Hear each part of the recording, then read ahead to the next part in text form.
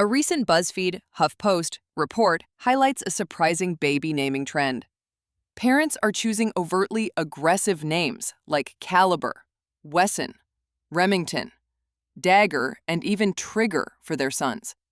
For example, Social Security data show Wesson given to 306 baby boys in 2021 and Dagger to 13 boys in 2022. Sophie Kim of Nameberry notes, there is a small but noticeable trend of parents using gun-inspired names and, more broadly, aggressive names for their sons. These names first appeared in the 2000s, and although niche, usage has ticked up in recent years. For example, Caliber, Mace, and Wesson spiked in the early 2020s. Data also reveal a regional angle. Nameberry's analysis finds red state parents disproportionately use gun or military-inspired names.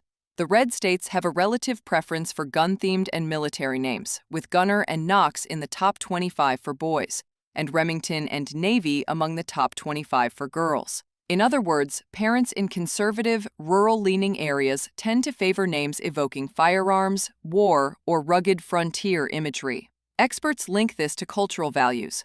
Weapon-inspired names pair notions of masculinity and toughness with modern styling. As Kim explains, weapon-inspired names convey masculinity without being traditional male names. They are at once unmistakably masculine and extremely modern.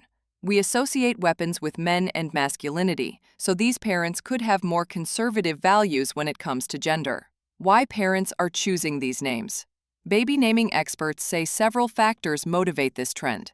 Some parents like the renegade or rebel vibe. According to Kim, a group of parents sees gun names as having a rebellious spirit, fitting a broader theme of bold, edgy names gaining popularity.